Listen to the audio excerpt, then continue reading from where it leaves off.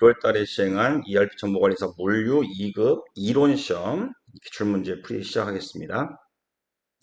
1번 ERP 시스템 구축 절차, 구축 절차에는 이 네 가지가 존재하고요. 그 중에서 아래 보기 같은 이런 업무를 처리하는 단계에 해당되는 것을 고르라는 문제이고요.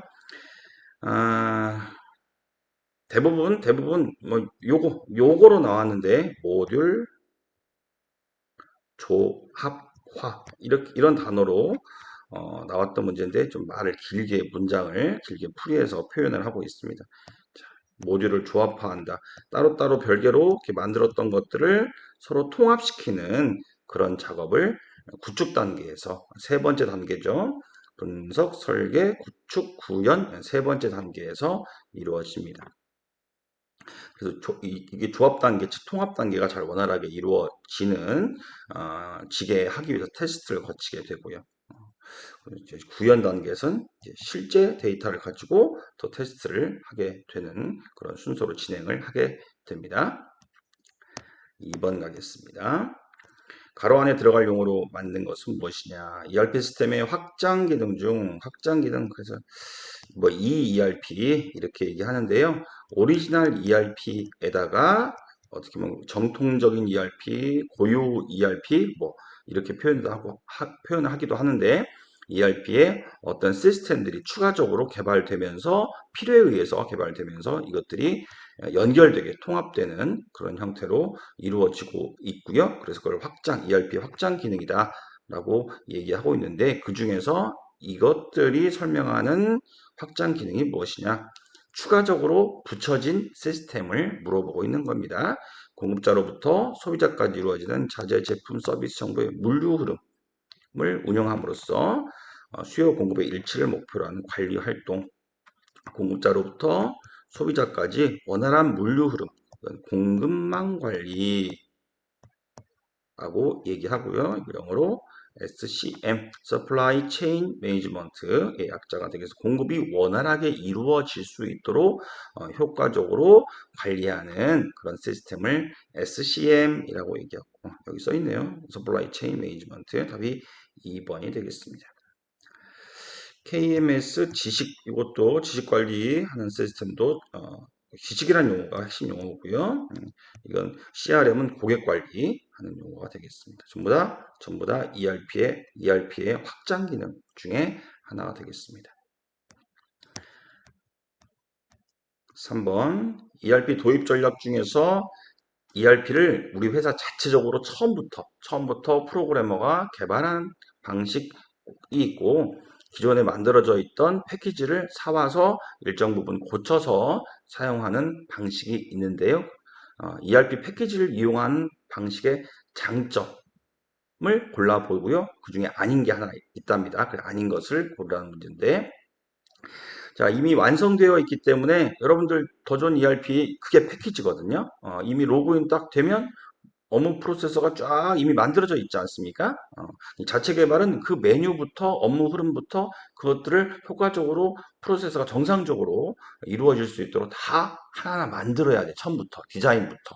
그래서 그건 자체 개발한 거고 더 좋은 ERP처럼 이렇게 만들어져 있는 방식은 이미 만들어져 있으니까 짧은 시간에 우리 회사 것으로 만들 수가 있는 것이고요. 잠깐만 이게 수선집에 가서 수선만 딱 하면 바로 내가 착용할 수 있는 그런 형태를 얘기하고요.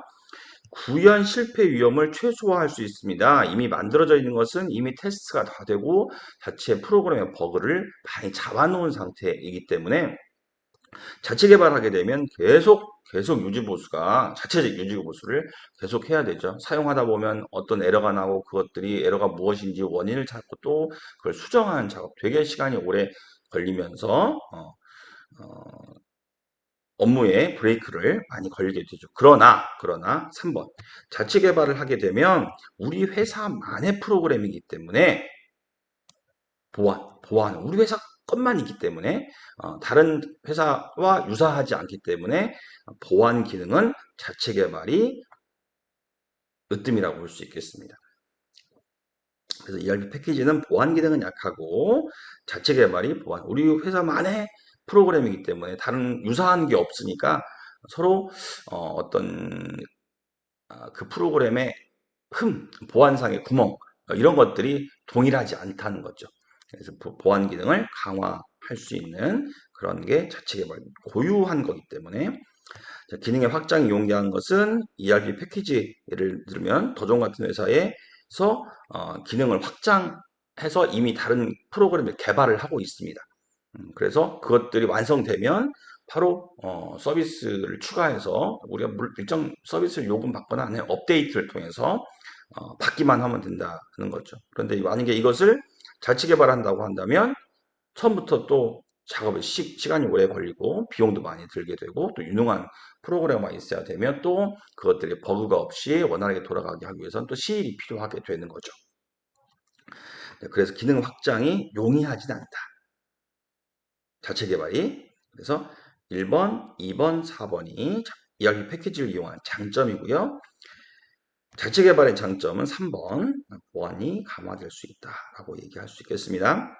자, 클라우드 컴퓨팅은 사이버상의 일정한 저장 공간이 있고요. 여기에서 이것을 인터넷망을 통해서 컴퓨터 내 자체, 우리 집에 각자 있는 컴퓨터처럼 활용을 하는 것을 클라우드 컴퓨팅이라고 얘기하고요. 자, 이런 컴퓨팅 작업은 필요에 따라 언제든지 인터넷망만 연결되어 있으면 전 세계 어디서나 내가 있던 장소와 관계없이 사용할 수 있는 거 접속만 되면 장비 관리 업무나 내가 PC를 산다, 본체를 사서 모니터를 산다 그러면 이게 사양의 노후가 됐어. 그럼 다시 바꿔야 되잖아요. 고장이 났어. 그것도 수리 맡겨야 되잖아요. 그런 장비 관리 업무, 유지 보수, 보유 자원을 돈이 또 고정비가 들어가니까 일시에 거의 들어가니까 보유 자원을 줄일 수 있고요. 또 공간도 차지하죠. 그래서 이런 것들에 대해서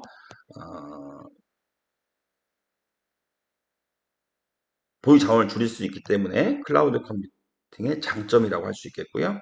사용자의 IT 투자 비용이 줄어든다. 뭐 이런 것들이 다 비용이 들어가는 거기 때문에 그에 비해서 클라우드 컴퓨팅은 일정 서비스 요금만 내면 사용에 따라서 현저하게 낮은 이런 본체나 모니터, 인터넷 가입비, 추가적인 인터넷 가입비는 똑같이 들겠네요. 이런 추가적인 비용들이 더 많이 들고 클라우드 컴퓨팅은 그에 비해서 적게 든다. 라고 할 수 있겠어요. 그래서 2번, 3번, 4번은 클라우드 컴퓨팅의 장점이라고 할 수 있겠고요. 1번은 뭐가 틀렸냐면 원하는 애플리케이션을 이건 프로그램을 얘기하잖아요. 애플리케이션을 자유롭게 설치가 가능하다. 불가능하죠. 여기는 서비스 업체, 클라우드 컴퓨팅을 제공하는 서비스 업체가 사용 가능한 프로그램을 이미 탑재해 놨고요. 그것 안에서 사용을 할 수 있는 겁니다. 내가 만약에 컴퓨터를 가지고 있다. 집에 컴퓨터를 가지고 사무실에 컴퓨터를 가지고 있다면 내가 원하는 프로그램을 설치만 하면 사용할 수 있지만 클라우드 컴퓨터는 내가 원하는 프로그램을 내 임의로 여기서 사용할 수가 없어요. 정해져 있는 것들만 사용이 가능하죠. 자유롭게 설치하여 사용할 수 있다는 장점이 될 수 없습니다. 답이 1번입니다. 그래서 5번 가겠습니다. 자, 지수평활법 가지고 평활 개수 데이터 주면서 3월에 예측치를 구하라고 되어 있고요. 이 문제는 3월의 예측치입니다. 따라서 전월은 2월이고 전월 2월 데이터를 가지고 3월의 예측치, 판매 예측치를 구해야 되는데 실제 판매량은 줬는데 예측치, 전월의 예측치를 주지 않았어요. 그리고 나서 그 2월의 전월인 1월 데이터를 줘서 자, 이번에는 두 단계를 바로 문제가 풀 수 있는 게 아니라 두 단계를 거쳐서 1월 데이터 가지고 2월의 예측치를 구한 다음에 다시 3월에 우리가 최종적으로 얻으려고 한 3월의 예측치는 이렇게 구한 2월 예측치 가지고 구해야 되는 게 한 두 번을 해야 되는 뭐 이렇게 이렇게 푸는 거구나라고 알기만 하면 뭐 그냥 계산식에 도입하면 되는 거니까 자 먼저 1단계로 2월에 판매 예측치를 구해야 되겠죠? 이것은 개수가 평활 개수가 0.2 곱하기 전월에 1월에 예측 실제 판매량을 곱합니다. 120입니다. 120 요게 온 겁니다. 이렇게 색깔이 다 파란색에 헷갈리는데 다음에 1 빼기 평활 개수 1 빼기 평활 개수 0.2 하니까 0.8 곱하기 전달의 예측치 요 120입니다. 120을 곱하면 여기 곱해줬습니다. 이렇게 120이 나옵니다. 이 120이 바로 여기 빨간색으로 한번 해볼까요? 120이 여기에 들어갈 데이터다 라고 얘기할 수 있겠고요. 이제 2월달 거 데이터를 구했으니까 이걸 가지고 3월달 거 예측치를 구하시면 답을 구할 수 있겠습니다. 3월 예측치는 0.2 곱하기 전달의 실제 판매량 145가 이렇게 옵니다. 공식은 외우셔야 되고요. 1 빼기 0.2 하면 0.8이 오고요. 거기다가 전달 2월 달의 예측치, 판매 예측치 120 여기 나오죠. 이렇게 그러면 이게 125 답이 125가 되겠습니다.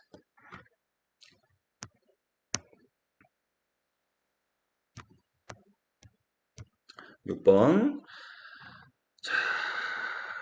손익분기점에서의 매출 수량 어느 경우는 매출 수량을 손익분기점에서 매출 수량을 물어보기도 하고 매출액을 물어보는 문제도 나오죠. 모두 다 수량을 먼저 구해야지 거기다가 단가를 곱해서 수량에다 단가를 곱해서 매출액을 구하면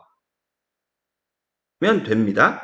자, 먼저 그래서 일단 수량을 이 문제에서는 6번에 수량만 물어봤으니까 수량만 먼저 구하시면 되겠죠? 공식은 외우시고요. 자, 고정비가 600만 원입니다. 600만 원을 나눕니다. 나누기 무엇으로? 단가, 판매 단가. 빼기입니다. 빼기.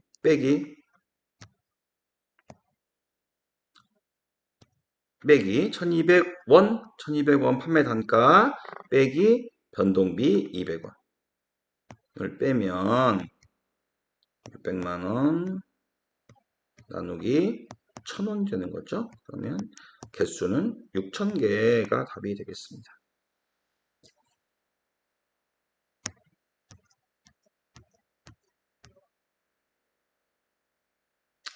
빨간색 너무 보면 헷갈리니까 녹색으로 바꾸겠습니다.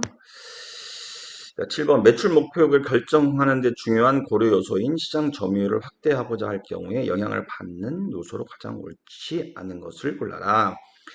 내가 매출 목표액 얼마큼 판매하겠다라고 매출 목표액을 정하지요. 그때 내가 우리 회사의 시장 점유율을 고려해서 매출 목표액을 정해야겠다라고 판단을 해서 그렇게 하려고 합니다. 그러면 시장 점유율을 확대하고자 할 경우에 어떤 구체적으로 세부적으로 어떤 데이터들이 관여되느냐 어떤 걸 고려해서 그런 데이터들을 고려해서 시장 점유율이 이 정도다. 그래서 이걸 확대 가능할까? 확대 가능하면 매출 목표액을 더 많이 잡아도 되겠구나라고 판단이 되겠죠? 그때 고려할 거. 시장 점유율은 매출과 관련돼 있어. 판매와 관련되어 있는 거죠. 시장 점유율이 높으면 많이 판매할 수 있는 제품인 것이고 판매 점유율이 낮으면 적게 많이 판매하지 못하는 제품. 따라서 매출 목표액도 낮게 잡아야 된다는 겁니다. 자, 판촉 활동 및 판매 경로의 강도가 세냐, 낮냐에 따라서 시장 점유율이 확대되거나 아니면 축소하거나 영향을 미치는 요소라는 얘기입니다. 판촉 활동을 강화할 수 있다. 더 많이 홍보를 할 수 있다는 얘기입니다. 판촉 활동이라는 것은 영업 활동을 훨씬 더 많이 할 수 있다. 그러면 시장 점유율이 확대될 것이고 시장 점유율이 확대되면 매출 목표액도 더 많이 잡을 수가 있다. 이렇게 연결시킬 수 있다는 얘기입니다. 과거 시장 점유율, 과거에 그 품목의 시장 점유율이 많았다면 시장 점유율도 올라갈 것이고, 그러면 매출 목표액도 같이 올라갈 영향을 미치는다라고 볼 수 있겠습니다. 경쟁 기업에 대한 우리 회사 말고 동일한 업체의 동일한 품목 경쟁 품목이 있을 거 아닙니까? 그 품목, 그 경쟁 기업의 우리 회사 대비 상대적 가격, 그 회사 가격이 어느 정도지? 그 회사 제품의 품질, 그 회사 기능, 이런 것들을 판단해서 경쟁 기업의 가격이 싸다, 품질이 높다, 기능이 많다, 그러면 시장 점유율을 확대할 수가 없겠죠. 이 반대라고 한다면 또 우리 회사의 시장 점유율을 높일 수 있을 것이고, 그러면 매출 목표액도 높게 잡을 수 있을 것이고, 이렇게 영향을 준다는 얘기입니다. 외울 수도 있지만 너무 많아요. 외울 수 있는 것보다도 이런 문제는 자꾸 생각을 하면 문제를 봤을 때, 아, 그러겠구나라고 짐작이 아니라 추정을 할 수 있게 됩니다. 그에 비해서 매입 채무 회전율, 매입 채무는 지급업이나 외상 매입금, 매출 목표액을 정할 때 내 외상 매입금이 얼마냐 전혀 영향이 없는 건 아닙니다. 외상이 많으면 많을수록 내가 현금이 적기 때문에 영향을 미칠 수 있습니다. 회전율이 많으면 많을수록 좋긴 합니다. 회사 입장에서. 그러나 많이 받는 요소는 아니다. 영향이. 많이 받는 요소는 2번, 3번, 4번이고요. 1번은 미미합니다. 그래서 답으로 고를 수는 없겠습니다. 1번이 옳지 않은 거라 할 수 있겠습니다. 외상매입금 좀 영향을 미칠 수 있습니다. 그러나 매출하고는 반대 입장이기 때문에 그렇게 많다라고 볼 수가 없고요. 8번 가겠습니다. 가격 결정에 영향을 미치는 외부적 요인, 우리 회사가 판매하는 물품의 가격을 결정하려고 하는데 우리 내부 말고 회사 외부의 요인 중에서 외부에 고객이 있지 않습니까? 고객은 우리의 외부적 요인입니다. 회사 내부 사람이 아니고 회사 내부 자원이 아니기 때문에 외부적 요인에 속하는 게 고객인데, 고객 수요 내용으로 옳지 않는 것을 골라라. 그렇게 외부적 요인의 고객의 수요는 가격 탄력성에 민감하고요. 가격이 올라가면 수요를 줄입니다. 그러니까 가격 결정할 때 고려를 해야 될 것이고요. 제품 이미지, 고객한테 우리 회사 품목, 우리 회사 이미지나 아니면 그 품목에 대한 이미지가 좋고 나쁘고에 따라서 가격 결정에, 이미지가 안 좋은데 가격을 높게 잡을 수는 없겠죠. 그러면 안 팔리게 되니까. 품질은 당연한 거예요. 품질이 낮은데 가격을 높게 잡아? 안 되죠. 이런 것들이 다 고객 수요랑 연결될 것이고, 고객 수요가 많으면 가격을 높게, 가격 수요가 낮다고 판단되면 가격을 낮게 결정하겠죠. 영향을 미친다는 얘기가 되겠습니다. 그러나 경쟁 기업의 구매 능력, 경쟁 기업하고 관련이 없고요. 옳게 표현하려면 소비자, 고객의 구매 능력이 있냐 없냐는 우리 회사 그 품목의 가격 결정에 영향을 미칩니다. 고객이 돈이 많다, 그럼 구매 능력이 높다는 얘기입니다. 그러면 가격을 높게 잡을 수가 있는 거죠. 지금처럼 회사의 나라의 시장에 돈이 유동성이 높다라고 한다면 고객의 구매 능력이 높다라고 판단이 가능한 시대입니다. 지금이. 그러면 이제 그래서 물가를 올리기도 하고요. 다른 요인도 많기도 하지만, 그것은 경쟁 기업이 아니라 고객의 구매 능력이 영향을 미친다라고 할 수가 있겠습니다. 이거 왜 안 올라가냐? 잠깐만. 자, 9번 문제 보겠습니다. 자, 거래처별 여신 한도액을 물어보는 문제고요. 3년간의 총 매출액 줬습니다. 80억. 3년간 매출액이 있고요. 그 다음에 외상 매출 채권의 잔액 다 회수하고 잔액이 20억. 외상으로 판매한 게 80억인데 그 중에 20억이 현재 남은 잔액이다. 그러면 60억은 회수했다는 얘기가 되겠죠? 자, 이 60억에다가 이 60억이 3년간 회수액이 되겠습니다. 회수액. 회수한 금액 중에 내가 이익이 60억 중에 내가 회수한 금액 중에 이익이 0.05%인데 순수한 이익이다. 내가 번 거다. 번 거. 이 번 거 벌어들인 이익만큼은 그 거래처에 외상으로 줄 수 있다. 그 정도는 손해봐도 못 받아도 된다는 얘기입니다.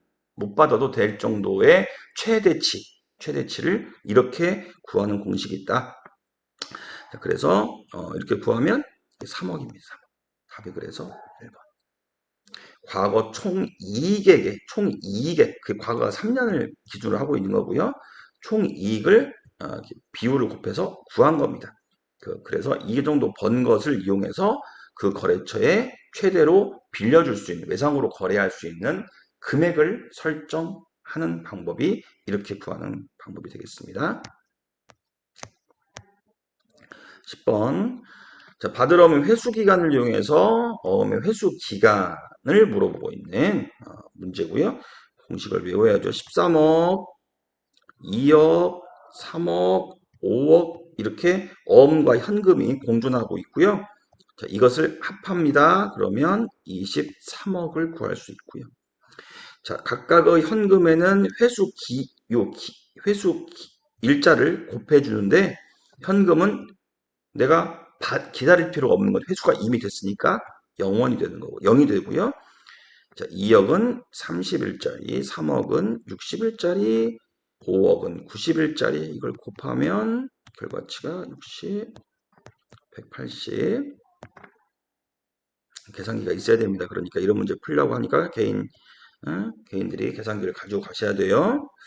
자, 이렇게 더하면 이게 얼마냐? 얼마죠 이게? 240에 690이 되는 거죠. 계산기를 안 가져왔어.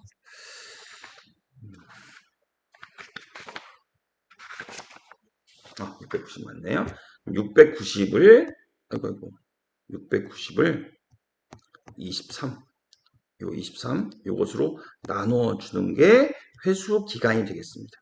우리 회사가 이런 30일 뒤에 받을 수 있는 2억짜리 어음이 있고 60일 뒤에 받을 수 있는 3억짜리 어음이 있는데 뭐 이런 것들이 있을 때 평균치로 이런 돈들을 며칠 만에 회수한다고 보느냐 대충 얘기할 때 대략 얘기할 때 우리 돈 30일 만에 다 회수해 라고 얘기할 수 있다. 평균 잡아서 그럴 때 써먹는 게 바로 이런 계산법이다 라고 할 수 있겠습니다. 11번. 자, VMI의 특징에 대한 설명으로 적절한 것을 공급망 관리를 할 때 여러 가지 정보 시스템이 있는데 그 중에 VMI는 공급자 주도형 재고 관리입니다. 물건은 판매자가 가지고 있지만 그 재고 관리를 공급자가 주도해서 판매자에 있는 매장에 재고가 몇 개 있는지를 어떤 망을 통해서든 아니면 진짜 담당 직원을 파견해서든 파견해서 보게 하든 그건 이제 상황에 따라 다르니까 봐서 재고가 현재 3개밖에 안 남았네. 그러면 그 공급자가 스스로 판단해서 그러면 내일 모레쯤에 한 20개 갖다 그 진열장에 하든지 아니면 창고에 갖다 놔야 되겠네 라고 판단해서 공급자가 스스로 물건을 보충하는 그런 시스템이 VMI. 판매자가 어떻게 보면 갑의 입장에 있을 때 가능할 거라고 생각합니다. 판매자가 자기 회사에 자기 매장에 재고를 스스로 관리하지 않고 그 물건을 갖다 놓은 그러니까 엄청난 많은 공급자가 우리 판매자 매장에 물건을 납품할 텐데 그걸 따로따로 알아서 공급자가 다 관리를 따로따로 한다는 얘기가 되겠습니다. 마트에 물건이 이렇게 있으면 다 납품하는 과자만 해도 롯데도 있고 오리온도 있고 혜태도 있고 막 그러지 않습니까? 그러면 다 따로따로 와서 자기들 물건의 재고를 관리한다. 없으면 채워 넣고 유통기한 지났으면 다시 회수하고 뭐 이런 일을 한다는 겁니다. 답이 2번이 되겠습니다. 12번. 자, 공급망 운영 전략의 유형을 효율적 공급망 전략과 대응적 공급망 전략으로 보는데, 효율적 공급망 전략은 그 품목이 일반적일 때 하는 공급망 전략이고요. 대응적은 혁신적인 제품. 그러니까 많이 팔리지 않고 어떻게 보면 신경향에 맞는 신제품, 뭐 아이디어 상품 같이 이런 혁신적인 제품에 맞다. 따라서 이것은 많은 사람이 찾지 않지만 매니아층에서 찾게 되고, 따라서 이것은 원가에 비해서 훨씬 더 고가.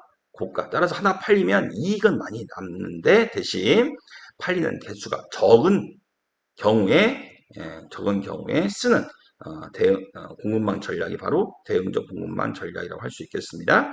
그래서 2번, 3번, 4번은 이런 경우에 어울리고요. 1번은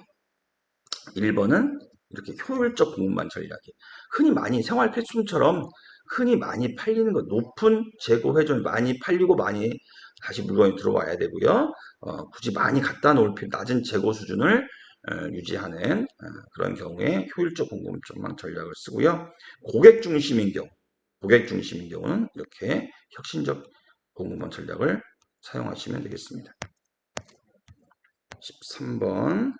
공급망 물류 거점 운영 방식 중에 지역 물류센터 운영 방식에 대한 설명으로 옳은 것을 골라라. 물류 거점 운영 방식에 이렇게 있습니다. 이렇게 있습니다. 중앙 물류센터에서 전체 공급망 물품을 통합해서 하나 거점만 두고 공급자 있고요. 여기 고객, 소비자 있는데 통합 물류센터 하나에서 이렇게 해주는 거. 고객이 여러 명이면 이렇게 분산해서 하는 거. 1번은 요거 이렇게 연결시키면 되겠고요. 2번은 공장과 함께 위치한 생산자 창고만 보유하고 소비자에게 직접 배송한다. 2번은 직배송. 소비자 근처에 공급자 근처가 아니라 소비자 근처에 거점을 넣었다. 이건 창고라고 생각하시면 되겠습니다. 창고. 이렇게 하는 것은 이렇게 답이 3번이죠. 지역 물류센터 운영 방식이고요. 이렇게 4번처럼 중앙 물류센터 이거 1번처럼 중앙 물류센터도 있고 플러스 이 창고도 지역 물류센터를 얘기하는 겁니다. 지역 물류센터 창고를 생각하시면 되는 거고요. 중앙 물류센터처럼 큰 물류센터도 있고 플러스 소비자 근처의 작은 창고들도 여러 개 지역별로 있는 것을 혼합해서 사용하는 방식은 요것이 되겠습니다. 14번 가겠습니다. 재고 주문 비용에 대한 설명으로 옳지 않은 것을 고르라. 내가 필요한 물건을 주문할 때 들어가는 운반이 아니라 주문할 때 드는 비용을 물어보고 있고요. 품목을 발주할 때 발생하는 비용을 주문할 때 들어가는 비용. 주문 비용은 발주량이 10개든 3만 개든 관계없이 고정적이다 라고 고정적으로 발생합니다. 100개 주문하는 거니까 내가 진짜 돈을 지불하는 것도 아니고 내가 그걸 운송하는 것도 아니기 때문에 100개 주문하든 20개 주문하든 아무 상관없이 주문 비용은 일정합니다. 주로 어떤 비용이냐? 주문 서류 작성, 그다음에 입고 활동 등에 발생하는 그런 비용이기 때문에 이 비용들은 정해져 있습니다. 10개 들어와도 그 담당자 줘야 되고요. 어떤 시스템 사용료 내야 되고요. 똑같습니다. 그다음에 4번에 들었습니다. 노트 사이즈, 그러니까 한 번에 주문해야 되는 한 박스에 들어있는 그 숫자를 얘기합니다. 한 박스에 들어있는 숫자. 자, 이 노트 사이즈가 작다 그러면 주문할 때 로트로 주문하거든요. 주문할 때는 발주, 출고 다 로트로 합니다. 한 박스 단위로 한다는 얘기입니다. 한 박스냐, 20박스냐. 그게 로트 사이즈라고 얘기하고요. 그게 한 노트에 들어가는 게 작을수록 재고 한 단위당 주문 비용은 늘어나게 됩니다. 재고 한 단위당 주문 비용을 물어본다는 것은 예를 든다면 주문 비용은 일정하다고 했죠? 100만 원이 들었습니다. 주문 비용이. 근데 로트 사이즈가 작다는 것은 10개만 들어있다는 겁니다. 한 박스에 10개만 들어있다. 그러면 한 단위당 중비용은 10만 원이 되는 거고요. 그에 비해서 한 노트에 100개가 들었다. 100개가 들었다. 그러면 중비용은 10,000원으로 줄게 되는 거죠. 그러니까 숫자가 커질수록 10개가 아니라 100개로 커질수록 이 한 단위당 중비용은 줄어들 수밖에 없죠. 4번이고요. 그래서 15번 가겠습니다. 자, 재고 회전율을 파악하고자 한다. 재고 회전율을 구하는 공식을 외우셔야 되겠죠. 뭐 공식 되게 많습니다. 그러나 다 외우라고 할 수는 없고요. 필요한 것들을 시험에 나오는 것들 정도는 한번 풀어보고 이해가 되는 범위 내에서 외우시면 될 것 같습니다. 정 어렵다 싶으면 버리셔도 되고요. 우리가 커트라인만 올라가면 되니까. 자, 재고 회전율을 구하는 공식은 연간 총 판매량 6,000개를 나눕니다. 무엇으로? 기초 재고량 더하기 기말 재고량을 2로 나눈 숫자로 1200개를 2로 나누면 이것은 600개가 되죠. 6,000개를 600개로 나누면 10이 됩니다. 이게 재고 회전율 10%라고 보시면 되겠죠.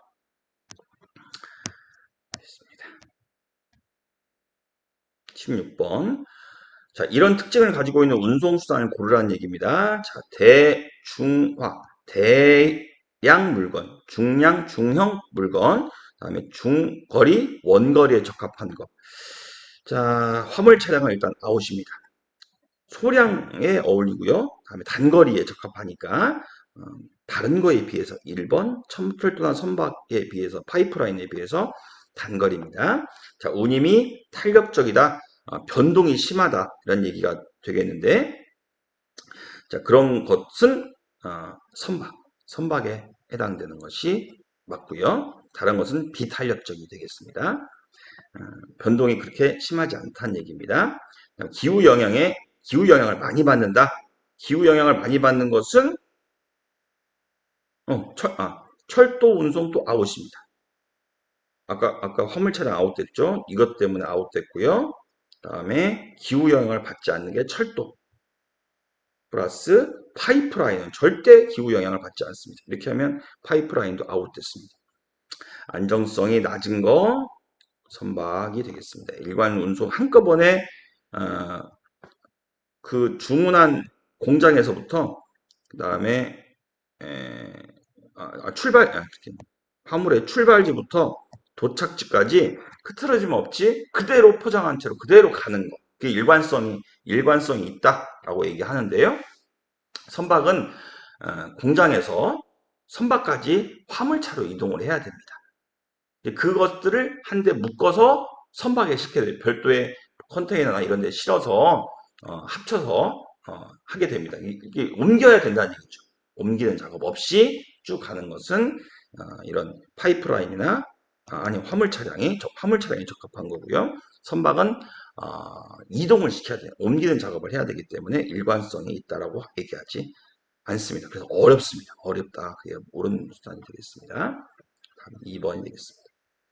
이런 문제가 나오면 이렇게 해당되지 않는 거, 특이한 것들에 대해서 이렇게 지우면 답이 하나 딱 나옵니다. 17번. 가격 할인 방식이 있고 수량 할인 방식이 있는데 그 중에 가격 할인은 현금으로, 외상으로 사갔던 것을 현금으로 빨리 갚으면 일정 금액을 깎아주겠다. 왜?